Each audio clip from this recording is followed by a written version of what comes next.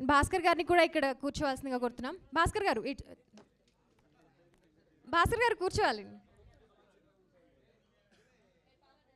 రవి గారు కూడా కూర్చోవాల్సిందిగా కోరుతున్నాం. స్వర్ణ మేడం కూడా కూర్చోవాలి.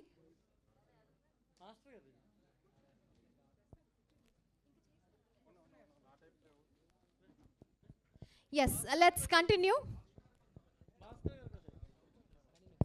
ప్రీతి, యా హాయ్. ఫస్ట్ మూవీ ఇది మీకు, అండ్ తనకైతే ఎక్స్పీరియన్స్ ఉంది చైల్డ్ ఆర్టిస్ట్గా. సో మీ ఎక్స్పీరియన్స్ ఏంటి అండ్ మీ మెమరీస్ ఈ సినిమాతో? అంటే ఫస్ట్లో చాలా భయం వేసింది, బికాస్ నాకేం ఎక్స్పీరియన్స్ లేదు and I didn't face camera before. కానీ director sir, DOP sir, everybody చాలా సపోర్టివ్గా ఉన్నారు. So it became easy.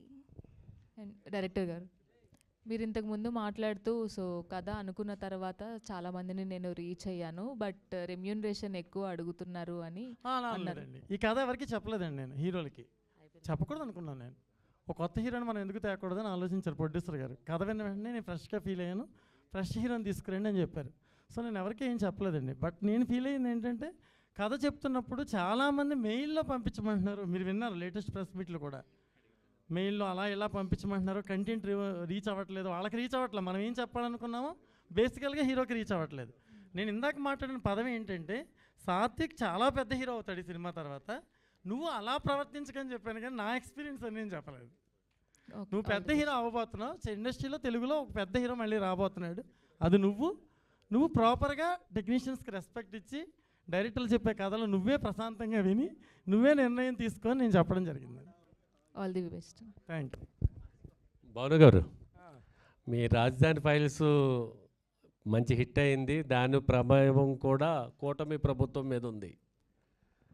అలాంటి హిట్ సినిమా తీసిన మీరు చాలా కాలం తీసుకుని ప్రేమిస్తున్నా అని రావడానికి కారణం ఏంటంటారు? అంటే రియల్గా చెప్పాలా సార్? రియల్గానే కావాలి. మరి నేను రాజధాని ఫైల్స్ సినిమా తీసినప్పుడు ఒక్కళ్ళు కూడా నన్ను ఎంకరేజ్ చేయలేదండి. అంటే ఇండస్ట్రీ నుంచి అండి, బయట 100% మీ అందరికీ తెలుసు అది. మీరు అందరూ నన్ను ఇదే Q&Aలో క్వశ్చన్స్ అడిగారు, నేను అన్నీ ఆన్సర్ చెప్పాను. వైరల్ అయింది, ఎంతోమందికి రీచ్ అయింది సినిమా, ఎంతోమంది అప్రిషియేట్ చేశారు, ప్రతి డైలాగు ఉపయోగపడింది. నా కమర్షియల్ సక్సెస్కి ఉన్న విలువ మన ఆదర్శ భావాలకు లేవని నేను నమ్మాను. కాబట్టి నా జీవితంలో కమర్షియల్ హిట్ కావాలని, యూత్ అందరికీ నచ్చే ఒక అద్భుతమైన ప్రేమ కథ తీయాలని తీయడం జరిగిందండి. దానికి ప్రొడ్యూసర్ కనకదుర్గారావు గారు ఫుల్ సపోర్ట్ చేశారు. ఆ సినిమాని మేకింగ్ విషయంలో ఎక్కడా కాంప్రమైజ్ అవ్వకుండా బ్యూటిఫుల్గా తీసేలా చేశారు. నేను రియలైజ్ అయ్యాను కాబట్టి ఈ సినిమా ఖచ్చితంగా సూపర్ హిట్ అవుతుందని నేను నమ్ముతున్నాను సార్. ఆల్ ద బెస్ట్ అండి. పప్పుల దుర్గారావు గారు,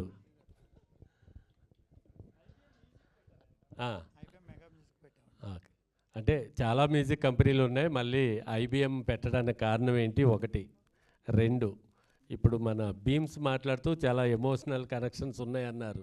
కృష్ణానగర్లో కొబ్బరి బొండాల షాప్ దగ్గర నుంచి సినిమా ఇండస్ట్రీ దాకా మీ జర్నీ ఎలా చెప్తే విందామని. సినిమా అంటే ఇష్టం నాకు.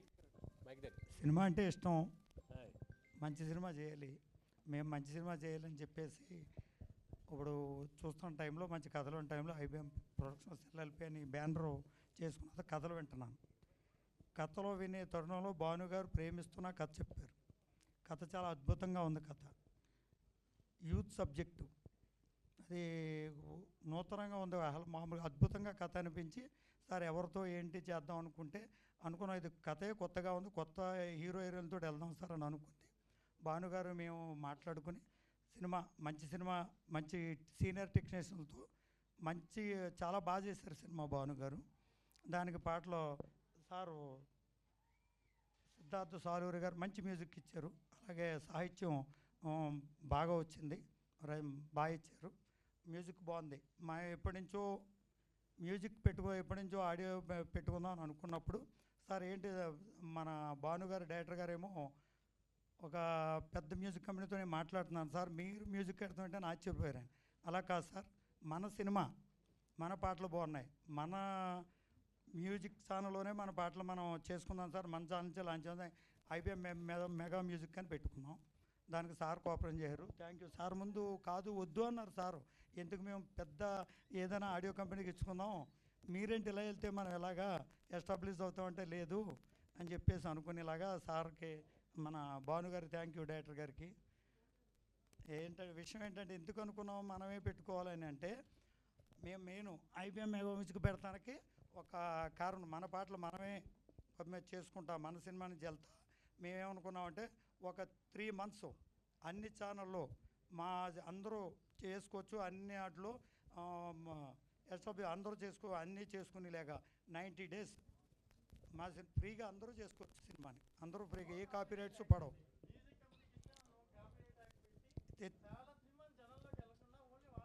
ఆయనకి ఒకటి మైక్ ఉంది ఆయనకి, అందుకనే మీరు చెప్పండి. అంటే ఆడియో కంపెనీ మనం ఏమైపోతుందంటే సార్, అని రియల్గా మాట్లాడచ్చు కదా. ఒక కంపెనీని మనం అప్రోచ్ అయితే ఆ కంపెనీ హీరో ఎవరు, మ్యూజిక్ ఎవరు, ఇలా ఎక్స్ప్రెషన్లు వేసి ఒక పాట అనురాగ్ కులకర్ణి పాడాడంటే మనం ఎంత అమౌంట్ ఇచ్చుంటాం సార్. అనురాగ్ కులకర్ణి రికార్డ్ చేయడానికి ఎంత ఖర్చు అయి ఉంటుంది. అశోక్ తేజ గారు లాంటి రాస్తున్నప్పుడు వాళ్ళు బేరీ చేసేటప్పుడు చిన్న హీరో, ఆ హీరో ఎలా ఉన్నారు, ఎవరో హీరో, దాని తగ్గట్టు రేటు అని రకరకాల కండిషన్స్. మళ్ళీ ఏ ఛానల్లో ప్లే చేయకూడదు, కాపీరైట్ యాక్ట్. సో ఆయన ఏం చెప్పారంటే నాకు ఎందుకు పెడదాం అనుకుంటున్నారు సార్ కంపెనీ అంటే, కాపీరైట్ యాక్ట్ వద్దు సార్, మనకి సినిమా జనంలోకి వెళ్ళాలి, సినిమా పాటలు జనంలోకి వెళ్ళాలి. ఒకప్పుడు అద్భుతంగా పాటలు విని థియేటర్లకు జనం వచ్చేవారు, ఇప్పుడు దాన్ని కట్టడి చేసేసి ఒకచోటే బంధించేస్తున్నారు దాన్ని. అలా కాకుండా మన పాటలు అన్ని ఛానల్స్లోనూ, అన్ని వెబ్సైట్లోనూ, అన్నిటిలోనూ రావాలి పాటలు అని చెప్పి పాటల మీద కాపీరైట్ యాక్ట్ లేదండి ఇప్పుడు ఈ ఆడియో మీద. 3 months ఈ పాటలను ఎవరైనా ఎక్కడైనా టెలికాస్ట్ చేసుకోవచ్చు అనేది ఆయన ప్లానింగ్. ఇది సినిమా ఇండస్ట్రీలో ఇప్పుడు ఎవరో చెయ్యని కొత్త వరవాడు. ఆయనకి సినిమా అంటే చాలా ఇష్టం, ఆయన ఆలోచనల నుంచి ఇది పుట్టుకొచ్చింది. నేను వద్దన్నాను ఫస్ట్, ఏదైనా బెగ్ కంపెనీ ద్వారా వెళ్దామని అంటే ఎందుకు ధైర్యం చేయట్లేదు, నేను ధైర్యం చేస్తున్నాను, నేను ఎప్పటి నుంచో మ్యూజిక్ కంపెనీ పెట్టాలనుకుంటున్నాను, సో పెడతాను అన్నప్పుడు ఇంక నేను కాదనలేకపోయాను. ఎందుకంటే ఆయన అభిప్రాయం, నిర్ణయం చాలా గొప్పగా ఉన్నాయి. సో నేను అప్పుడు అందుకని ఇంక నేను ఏం అనకుండా ఓకే సార్ అన్నాను. ఇంకా ఆయన మాట. ఐబిఎం అంటే ఏంటండి? ఐశ్వర్య అంబిక బాలు మహేష్. ఐశ్వర్య అంబిక బాలు మహేష్. భానుగారు ఈ కాపీరైట్ గురించి మాట్లాడారు. అంటే మ్యూజిక్ కంపెనీ వాళ్ళే కాకుండా మ్యూజిక్ డైరెక్టర్లు కూడా కాపీరైట్ వేస్తారు. ఇళయరాజా గారి పాట ఆయన పర్మిషన్ లేకుండా పాడితే ఆయన కాపీరైట్ వేసిన దాఖలాలు ఉన్నాయి. అంటే ఈ సినిమాని కిల్ చేయడానికి కూడా ఈ కాపీరైట్ ఒకటి. దానివల్లనే ఆయన ఈ కంపెనీ పెట్టడం జరిగింది. ఇప్పుడు నేను సినిమా తీస్తాను సార్, నేను సినిమా తీసిన వెంటనే ఫస్ట్ ఏం చేయాలి, ఒక ప్రెస్ మీట్ పెట్టాలి, నా టీజర్ రిలీజ్ అవుతుంది. నేను ఎవరిని అప్రోచ్ అవ్వాలి, ఒక మ్యూజిక్ కంపెనీని అప్రోచ్ అవ్వాలి. వాళ్ళు టీజర్ రిలీజ్ చేస్తానంటే నేను మీకు ప్రెస్ మీట్ పెట్టగలను. నేను టీజర్ రిలీజ్ చేయాలంటే ఆడియో కంపెనీ నాకు ఒక అగ్రిమెంట్ ఇవ్వాలి, నా పాటలు కొనుక్కుంటున్నట్టుగా. అంటే నా సినిమాలో ఉన్న ఏ ఐటమ్ జనానికి నేను చూపించే అధికారం నాకు లేదు. టీజరు ఆడియో కంపెనీ ద్వారానే వెళ్ళాలి, ట్రైలరు ఆడియో కంపెనీ ద్వారానే వెళ్ళాలి, ప్రతిదీ ఆడియో కంపెనీ ద్వారానే వెళ్ళాలి. చాలామంది నిర్మాతలు అక్కడికి వెళ్ళి చేతులు కట్టుకుని కూర్చోవాల్సిన పరిస్థితి ఉంది ఈవేళ. ఎగ్జాంపుల్ స్వర్ణ మాస్టర్, ఆవిడ ఒక సినిమా తీసి మొత్తం మ్యూజిక్ రైట్స్ అన్ని 200 పేజీల మీద సంతకం పెట్టించుకున్నారు ఆవిడ చేత.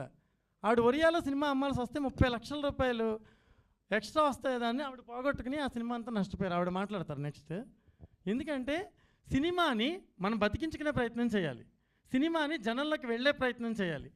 దీనికి ఇవన్నిటికీ కూడా ఆనకట్టలో కట్టేశారు వీళ్ళు. దీన్ని ఛేదించాలంటే దుర్గారావు గారు లాంటి ధైర్యవంతుడు, ఆయన లాంటి మంచి మనిషి, గొప్ప నిర్ణయాలు ఆశయాలు ఉన్న వాళ్ళు మాత్రం అడుగు వేయగలరు. ఎందుకంటే చాలా రిస్క్తో కూడుకున్న వ్యవహారం. ఫైనాన్షియల్గా ఇప్పుడు ఈ ఆడియో అమ్మితే ఎంతో కొంత అమౌంట్ వస్తుంది, కానీ అవన్నీ కాదు, మన పాటలు జనంలోకి వెళ్ళాలి, ప్రేమిస్తున్న సినిమా జనంలోకి వెళ్ళాలి, ప్రతి ఛానల్లోనూ పాట మోగాలి, జనానికి రీచ్ అవ్వాలి, జనం వినగలిగి ఉండాలి, రూల్స్ అండ్ రెగ్యులేషన్స్ లేకుండా అని ఆయన చేయడం జరిగిందండి. దుర్గారావు గారు, అంటే ఇది మీ సినిమా కాబట్టి మీ మ్యూజిక్ కాపీరైట్ లేకుండా చేస్తున్నారు. మీరు బయట సినిమాలు చేస్తే వాళ్ళ సినిమాలు కూడా అట్లా కాపీరైట్ లేకుండా చేస్తారు. ఇప్పుడు ఈ సినిమాకి మేము నెక్స్ట్ ఆలోచిస్తాం sir.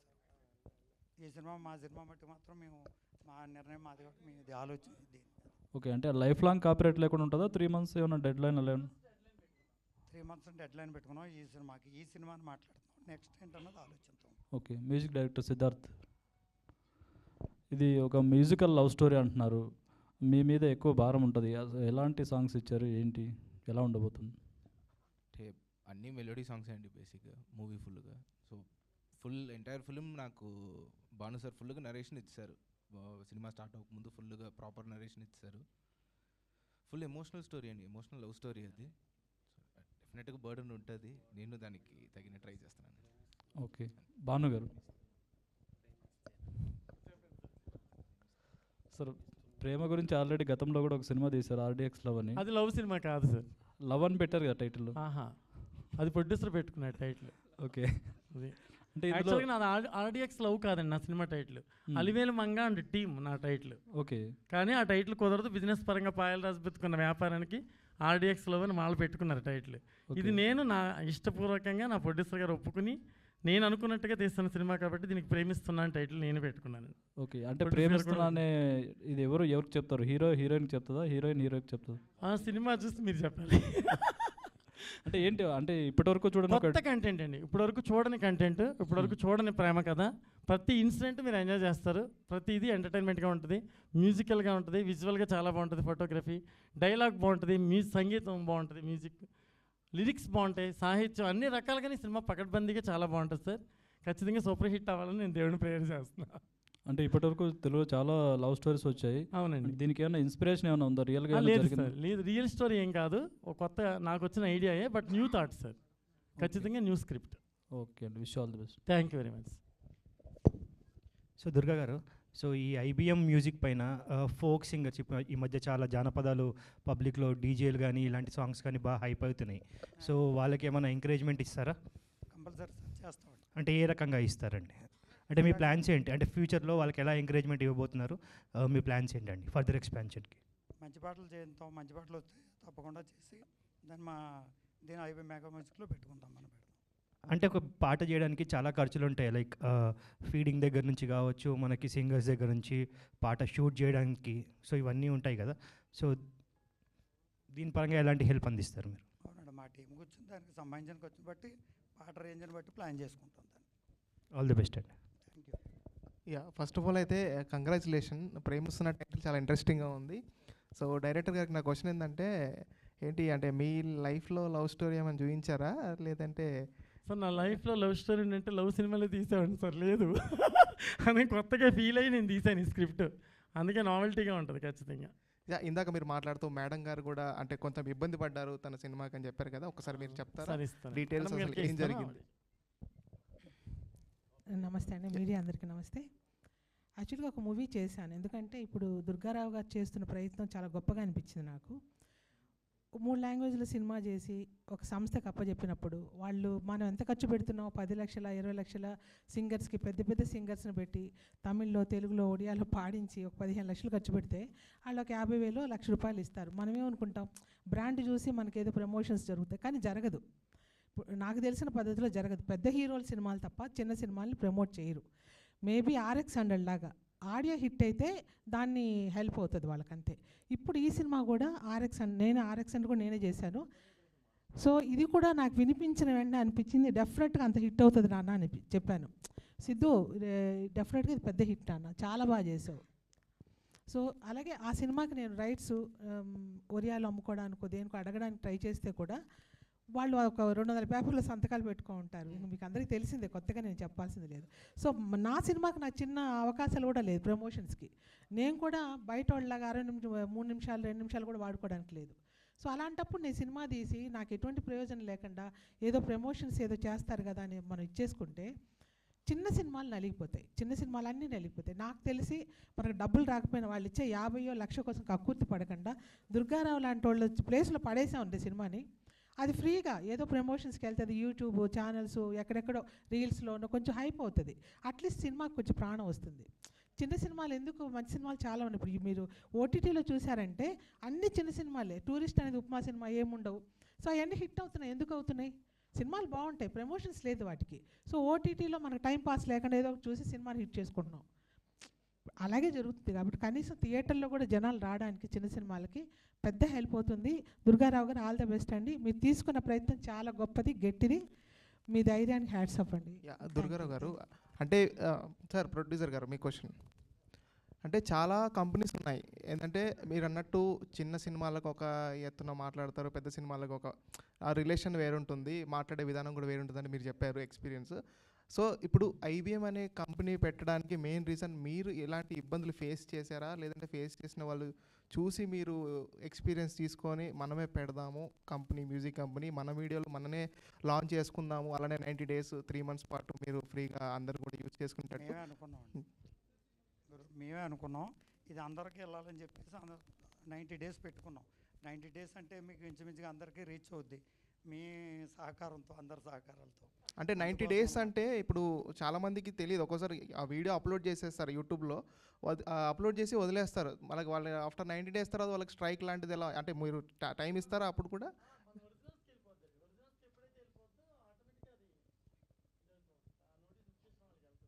Yeah, wish you all the best అండి. Thank you sir. So Durgarao గారు మీకే sir congratulations first of all IBM.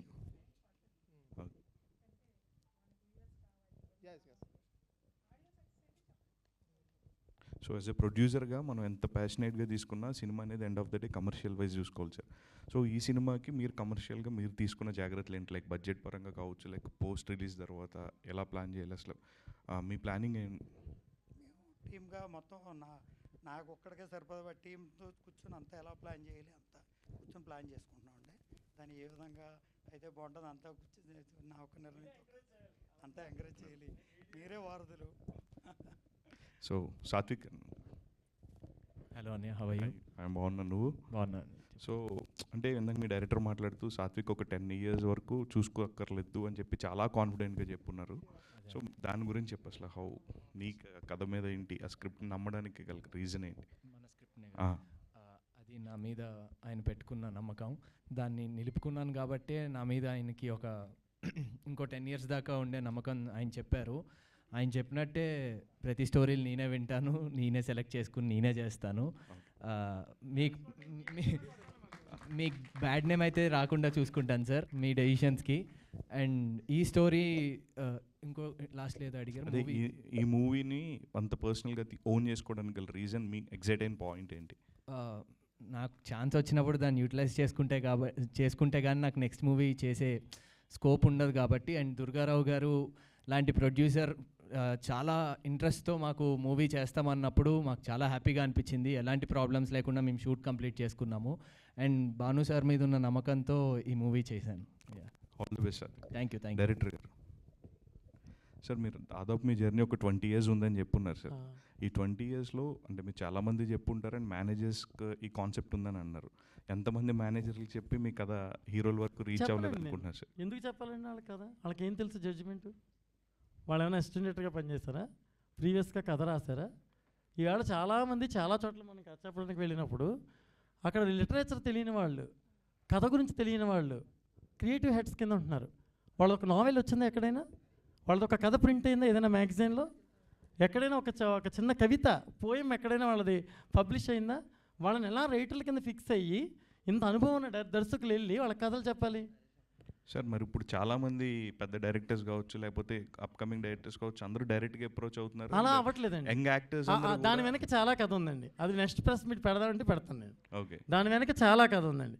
ఒరిజినల్గా కథని హీరో వినాలి. బాలకృష్ణ గారికి నేను కథ చెప్పాను, ఆయనే విన్నారు డైరెక్ట్గా. వెంకటేష్ గారికి కథ చెప్పాను, ఆయనే విన్నారు. ఎంత గొప్ప హీరోలు అండి వాళ్ళు.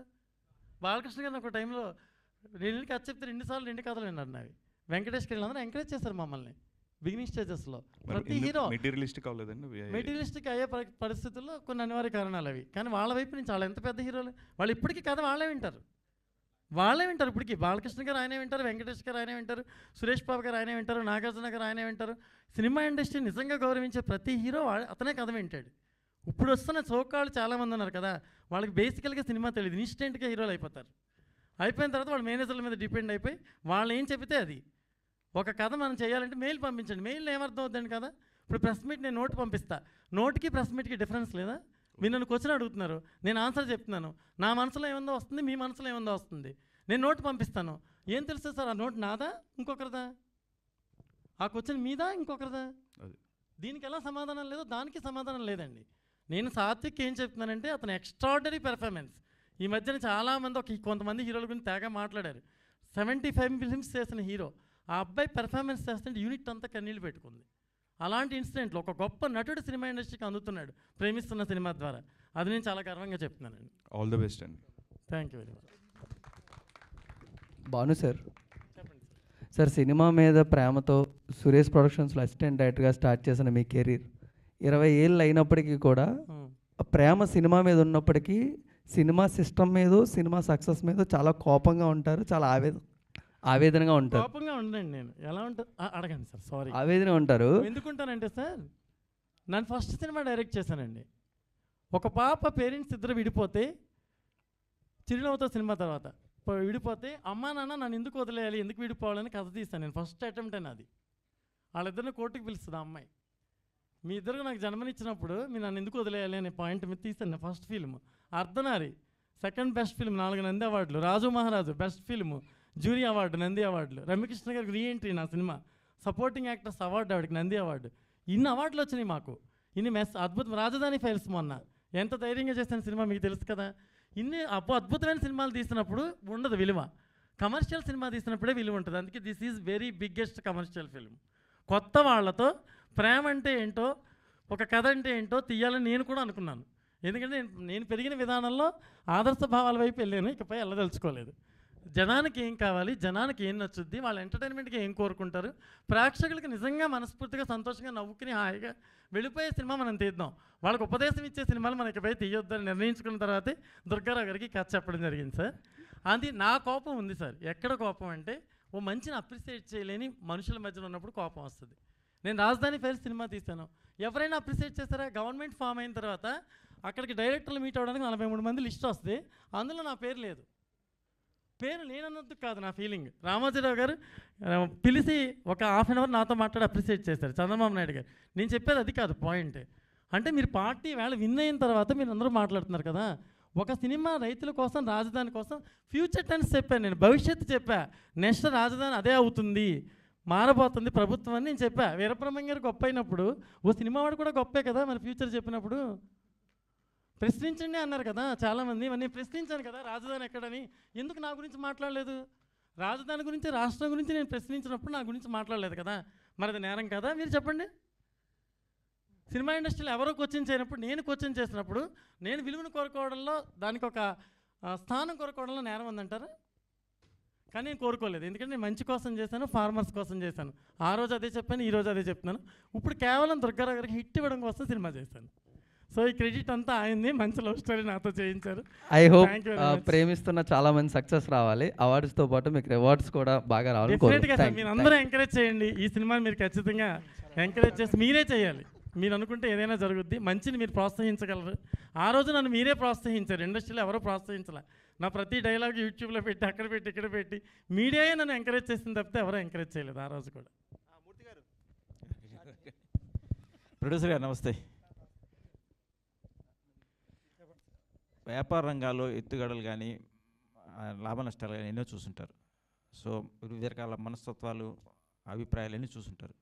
సో ఈ సినిమాని తీసుకోవడానికి సబ్జెక్ట్లో మీకు నచ్చిన పాయింట్ ఏంటి? పబ్లిక్ యాక్సెప్ట్ చేసి కొత్తగా చెప్పారు సార్, కొత్తగా ఉంది సబ్జెక్టు. అది చాలా అద్భుతంగా చెప్పారు సార్ మన డైరెక్టర్ గారు. దాన్ని ఎలా చేయాలంటే కొత్తగా అనిపించి కొత్త ఆర్టిస్టులతో చేస్తేనే బాగుంటుందని చెప్పి అనుకుని చేసాం. చాలా బాగా వచ్చింది సినిమా. అందుకే నాకు బాగా అనిపించే మా మ్యూజిక్ కూడా మేమే చేసుకుంటాను ముందుకు వచ్చాం అనమాట. అంటే ఫ్యామిలీ ఓరియంటెడ్గా ఉంటుందా, ఒక జోనల్లో వెళ్తుంది? ఏ జోనల్ వెళ్తుంది? మా డైరెక్టర్ గారు చెప్తారండి subject. Okay okay okay.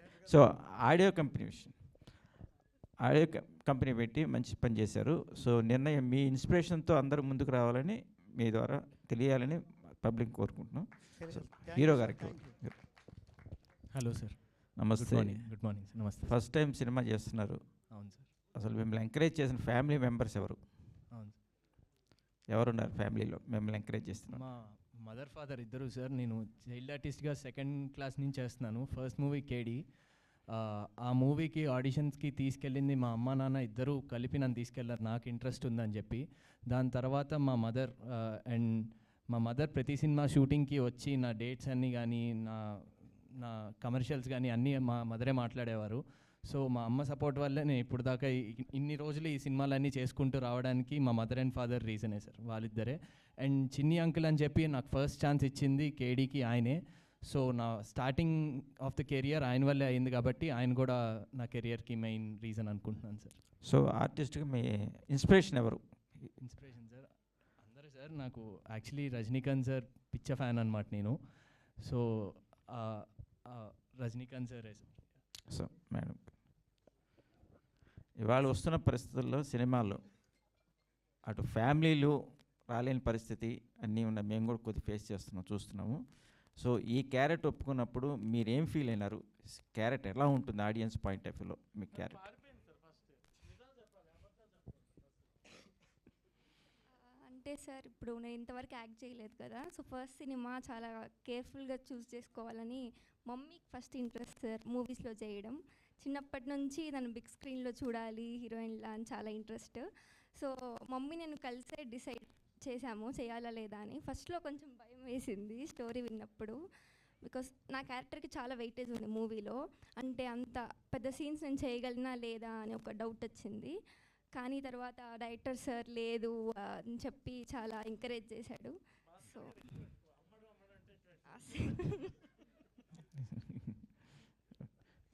Director గారికి భాను గారు నమస్తే. నమస్తే సార్. నన్ను గుర్తుపట్టి ఉంటారు, మూర్తి సీనియర్ జర్నలిస్ట్ని.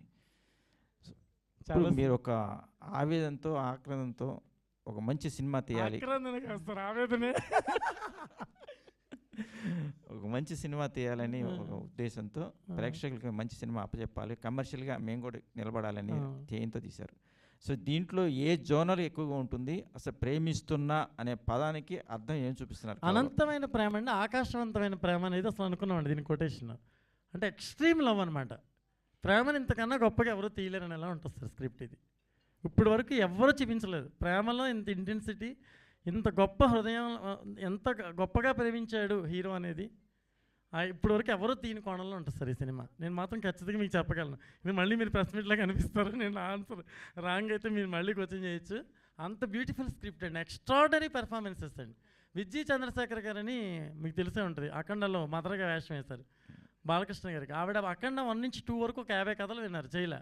ఈ కథ విని వచ్చి ఒక 20 డేస్ క్యారెక్టర్ అండి, ఎక్స్ట్రాడనరీగా చేశారు. అలాగే సుబ్బు గారు రజనీకాంత్ 32 సినిమాలు, ఒక 27 సినిమాలు ప్రొడ్యూస్ చేశారు వాళ్ళు. అరుణాచలం గారు వాళ్ళ సన్న అనుకుంటా ఆయన తమిళ నుంచి ఇక్కడ తీసుకొచ్చాను నేను ఒక ఫాదర్ వేషంలో. ఆయన ఎక్స్ట్రాడనరీగా, అంటే నేను నెక్స్ట్ రివీల్ చేయలే ఈ సినిమాలో చేసిన వాళ్ళ గురించి. ఎక్స్ట్రాడనరీ పెర్ఫార్మెన్సెస్ అండి, చాలా కళ్ళ ముందు జరుగుతున్న కథలా ఉంటుంది, మన ఇంటి పక్కన గోడతలోంచి తొంగి చూస్తున్న కథలా ఉంటుంది. అంతేకాని సినిమాటిక్గా అలా ఉండదు, చాలా రియలిస్టిక్గా ఉంటుంది. మీ సాంగ్లో విజువల్స్ కూడా మీరు చూశారు, చాలా బ్యూటిఫుల్గా చేసాం సార్ సినిమాని. So all the best sir. Thank you. Swarna madam గారు సార్ చెప్పండి సార్. సో సినిమా ఎంతోమంది ఆర్టిస్టులతో పెద్ద పెద్ద హీరోలతో డాన్స్ ప్రాక్టీస్ అన్నీ చేశారు, సక్సెస్ సాధించేశారు. ఓకే ఓకే, ఈ కొత్త జంటతో చేస్తున్న మీ ఎక్స్పీరియన్స్ వాళ్ళ సినిమాకి ఎంత? యాక్చువల్లీ సాత్విక్ చూస్తే అలా ఉన్నాడు కానండి, పర్ఫార్మెన్స్ మాత్రం వాడు నెక్స్ట్ లెవెల్లో చేశాడు. సారీ నా కొడుకు ఏజ్ కాబట్టి వాడు అంటున్నాను. సో చాలా బాగా చేశాడండి. ఈ అమ్మాయి కూడా కొత్తే, కానీ చెప్పింది మాత్రం నాకేదో బాలు మహేంద్ర సినిమాలో ఎప్పుడో ఒక బ్యూటిఫుల్ హీరోయిన్ చూసినట్టుగా అనిపించింది. మీకు విజువల్స్ రేపు సినిమా చూసినా కూడా అర్థమవుతుంది, చాలా చక్కగా చేసింది అమ్మాయి. సో వాళ్ళిద్దరిని కూడా నేను ఇన్ని సినిమాలు చేసినా నాకేం వీళ్ళు కొత్త అన్న ఫీలింగ్ అయితే నాకు అనిపించాల. కాకపోతే వీళ్ళిద్దరిని కొంచెం మోల్డ్ చేసుకోవడానికి 1 డే టైం పట్టింది, కొంచెం సిగ్గుపడకుండా దారిలో తెచ్చుకోవడానికి. అంటే ఆ అమ్మాయి కూడా కొంచెం యూత్ఫుల్. ఇప్పుడు ఆర్ఎక్స్ అనేది చేసేటప్పుడు ఎలాగ నేను ఆ ముద్దు సీన్లు చేసేటప్పుడు ఎంత ఇబ్బంది పడ్డానో, అలాగే వీళ్ళకి అంత కూడా లేకపోయినా కాస్త ఇబ్బంది పడతారు కదా చిన్నపిల్లలు, కొంచెం సెట్ చేసుకోవడానికి ఒక 1 డే టైం పట్టింది. సెకండ్ డే నుంచి నేనేం ఎక్స్పెక్ట్ చేసినా అది చక్కగా చేశారు వాళ్ళిద్దరు. సో ప్రస్తుతం క్లాసికల్ డాన్స్ మరుగైపోతుంది, అవునండి, వెస్ట్రన్ స్టైల్లో వచ్చేస్తుంది. ఈ సినిమాలో ఏమన్నా మీరు ప్రయత్నం చేస్తున్నారా? లేదు సార్, ఇది అస్సలు ఇది మొత్తం కథకు సంబంధించిన సబ్జెక్ట్ సంబంధించిన సాంగ్స్ తప్పితే ఈ ఎటువంటి ఇది ఇటు క్లాసికల్ కానీ అలాంటివి ఏమీ లేవండి. So cameraman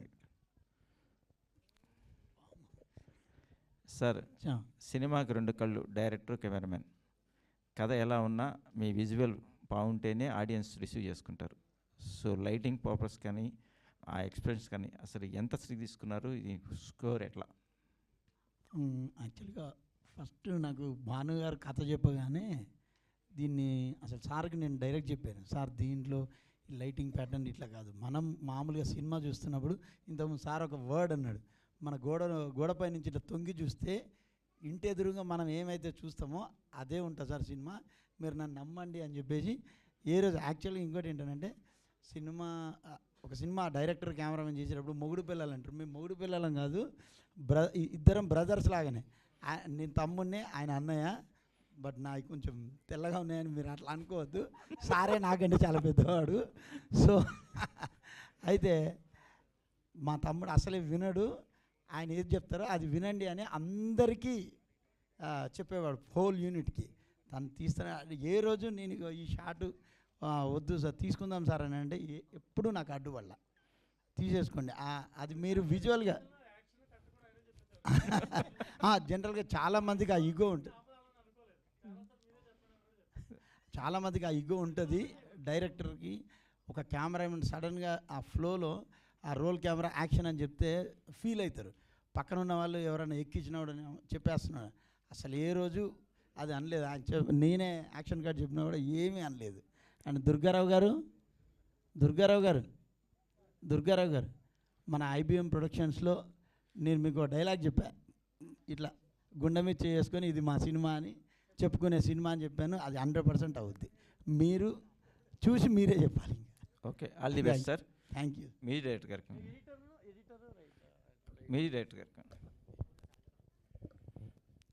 hello sir. ఇప్పుడు వస్తున్న సాంగ్స్ యూత్కి బేస్ అయ్యి చేసుకోవాల్సిందే, అట్లా చేస్తేనే సినిమా అన్నట్టుకుంటున్నారు. సో మ్యూజిక్ డైరెక్టర్గా కొత్తగా పరిచయం విన్నారు. సో ఈ సినిమాలో ఏ స్వరాలు ఎక్కువ వాడారు, క్లాసికల్ టచ్ ఎక్కువ ఉంటుందా, మెలోడీ ఎక్కువ చూపించారు, ఎట్లా ఉంటుంది అసలు సాంగ్స్ మొత్తం, మీ స్కోర్ ఎట్లా చేస్తారు ఈ సినిమా? సార్ మనకి సినిమా వచ్చి ఒక proper city based film sir. So ఎక్కువ క్లాసికల్ అన్నది వెళ్ళలేదు సార్ ఈ ఫిల్మ్లో. యూత్ఫుల్ రెగ్యులర్ మనకి యూత్ఫుల్గా స్టోరీస్కి ఎట్లా ఉంటుందో ఆ ఒక రెగ్యులర్ ప్యాటర్న్లోనే ఉన్నట్టు ఉంటుంది sir. But too much into melody అయితే కాన్సన్ట్రేట్ చేసుకున్నాం సార్, అంతే. టూ మచ్ క్లాసికల్ అయితే వెళ్ళలేదు సార్ ఈ ఫిల్మ్కి. సో ఒక పాట హమ్మింగ్ ఇస్తారా ఉన్న పాటలు మా కోసం? అంటే అంత బెటర్ వాయిస్ కాదు సార్ అది. Okay, all the best. Thank you sir. Thank you. Anil Kumar గారు సార్. Hi sir. సార్ అందరికీ నమస్కారం sir. Okay sir, first of all love story అని అంటే ముఖ్యంగా కావాల్సింది డైలాగ్ సార్. డైలాగ్స్కి ఏ రకమైన ప్రత్యేకత తీసుకున్నారు ఏం చెప్తారా సార్? అంటే స్క్రిప్టే సోల్ ఉన్న స్క్రిప్ట్ సార్ ఇది. యాక్చువల్గా చాలా తక్కువ సినిమాలకి అది దొరుకుతుంది.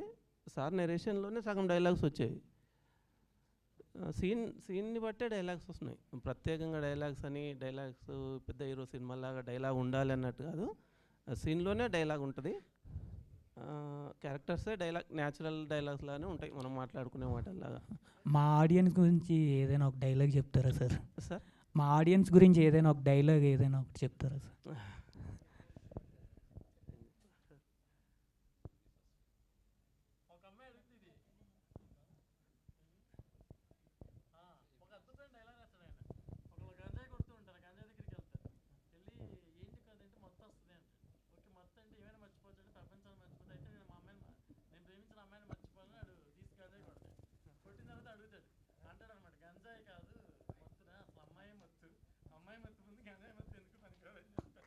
Okay, super sir.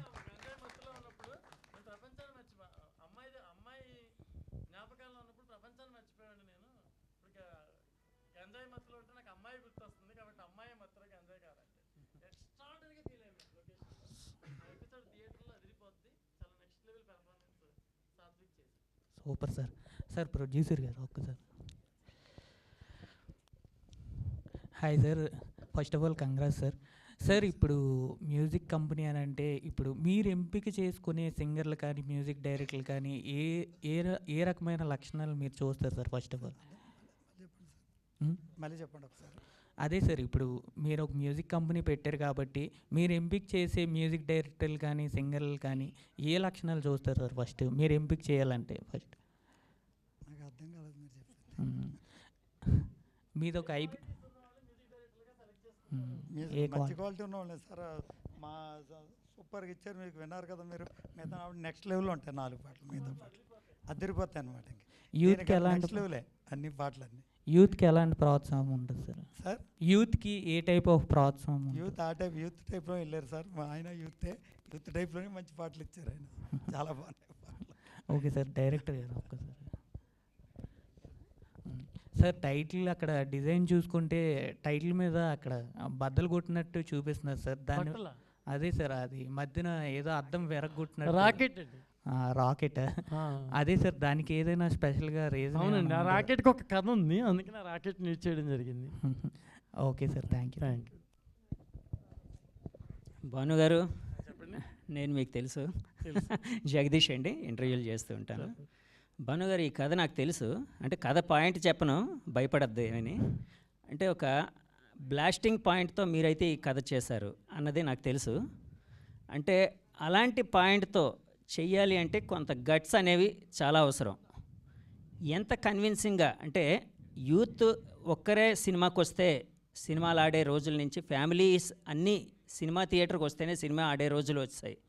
సో ఆ బ్లాస్టింగ్ పాయింట్ని ఎంత కన్విన్సింగ్గా ఇది ఫ్యామిలీ అంతా చూసే సినిమా అండి, అందుకే ప్రేమిస్తున్నాను బేట, లేకపోతే ఇంకో రకమైన టైటిల్ పెట్టుండేవండి. ఇది మొత్తం కుటుంబ సమేతంగా చూసే సినిమా అండి. ఇందులో ప్రతి ఇన్సిడెంట్ ప్రతి హృదయాన్ని అత్తుకుంటుంది. ప్రతి పేరెంట్స్కి, ప్రతి యూత్కి. యూత్ ఫిల్మ్ అంటే పేరెంట్స్కి పనికిరాదని కాదండి, యూత్ ఫిల్మ్ అంటే అందరూ చూడదగ్గ యూత్ ఫిల్మ్. ఇది ఎక్స్ట్రాడనరీగా ఉంటుంది సినిమా. ఛాలెంజింగ్ పాయింట్ మీకు తెలుసు కదా.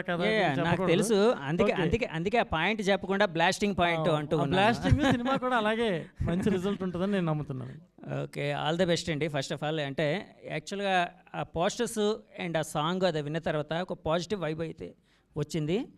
డెఫినెట్గా సక్సెస్ అవుతుందని అనిపించింది. అలాగే స్వర్ణ మాస్టర్ గారు, ఇలాంటి రమేష్ సామల గారు కదండి, భాస్కర్ సామల గారు, ఇలాంటి ఒక అద్భుతమైన అంటే ఆ విజువల్స్ కూడా చాలా బాగున్నాయండి. సో ఇలాంటి సినిమాలు హిట్ అవ్వాలి. మీలాంటి డైరెక్టర్లు అంటే ఇందాక అగ్రెసివ్గా మాట్లాడారు, మీతో నా జర్నీ ఆల్మోస్ట్ ఒక 25 years. సో మీకోసం నాకు తెలుసు కాబట్టి అంటే రాజధాని ఫైల్స్కి సంబంధించి మీరు అంటే మీ ఆవేదన అయితే చెప్పడం సమంజసమే. నిజమండి, అవును. చెప్పండి. సో ఇలాంటి కొత్త తరానికి సంబంధించిన సినిమాలు తీయాలని మనస్ఫూర్తిగా కోరుకుంటున్నానండి. సార్ ప్రొడ్యూసర్ గారు ఒక్కసారి.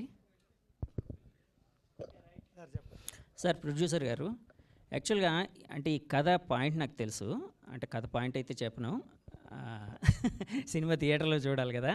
యాక్చువల్గా భాను గారు మిమ్మల్ని అప్రోచ్ అయినప్పుడు భాను గారి ఎక్స్పీరియన్స్ చూసి సినిమా ఇచ్చారా, కథ నచ్చి సినిమా ఇచ్చారా? ఆయన కథ నచ్చండి, ఆయన కథ నచ్చి అద్భుతం కథ అయింది. రేపు మేము కూడా ఇప్పుడు చూడాలి, స్క్రీన్ మీద ఎదురు చూస్తాం. ఓకే, సో మీలాంటి వాళ్ళు ఇలా కొత్త వాళ్ళందరినీ ఎంకరేజ్ చేయాలండి, ఎంకరేజ్ చేయాలని కోరుకుంటున్నాను. తర్వాత మ్యూజిక్ డైరెక్టర్ గారు ఏమండి, అంటే యాక్చువల్గా మీరు ఒక లెగసీ నుంచి వచ్చారు, ద గ్రేట్ సాలూరు రాజేశ్వరరావు గారు.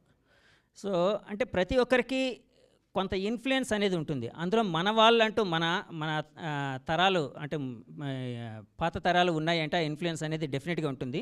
అలాంటి ఇన్ఫ్లుయెన్స్ ఏమైనా మీకుందా? అంటే అట్లా లేదు సార్, నేను టెక్నీషియన్గా నేను ఒక 10-12 yearsగా నేను వర్క్ చేస్తున్నాను, నేను కీబోర్డ్ ప్లేయర్గా ఉన్నాను. సో అట్లా నాకు ఆ ఇన్ఫ్లుయెన్స్ అన్నీ ఏమి ఉండదు సార్. సో మ్యూజిక్ పరంగా అంటే మీ పాత తరాల ఇన్ఫ్లుయెన్స్ అయితే లేకుండా జాగ్రత్త పడ్డారు. సాంగ్స్ అయితే చాలా బాగున్నాయండి. మీరు డెఫినెట్గా మంచి మ్యూజిక్ డైరెక్టర్ అవ్వాలని మనస్ఫూర్తి కోరుకుంటున్నాను. అండ్ ఆల్ ద బెస్ట్ అండి. భాను గారు, వీళ్ళిద్దరిని ఎలా పట్టుకున్నారండి? అంటే కొత్త తెలుగు అబ్బాయి తెలుగు అమ్మాయిని పట్టుకున్నారు. మా అసోసియేట్ ప్రదీప్ చెప్పాడు చాలా బాగుంటాడని, పిలిపించాను, బ్యూటిఫుల్గా అనిపించాడు. ఈ అమ్మాయిని మాత్రం వెతకడం జరిగింది. చలపతి గారు మేనేజర్ ఉన్నారు, మనకు తెలుసు, చాలా సీనియర్ మేనేజర్, ఆయన చెప్పారు అమ్మాయి గురించి. సో ఆయన ద్వారా అప్రోచ్ అవ్వడం. సో అంటే ఒక తెలుగు అమ్మాయిని తెలుగు అబ్బాయిని ఇంట్రడ్యూస్ చేయడం, ప్రేమిస్తున్న ఆయన తెలుగు టైటిల్ పెట్టడం చాలా బాగుందండి. ఆల్ ద బెస్ట్ అండి. Thank you. థ్యాంక్స్ అండి. మీడియా అందరికీ చాలా థ్యాంక్స్ అండి. చాలా లేట్ అయినా ఇంత సహకరించారు. Thank you very much. ఏమైనా డిలే అయ్యి ఉంటే సారీ.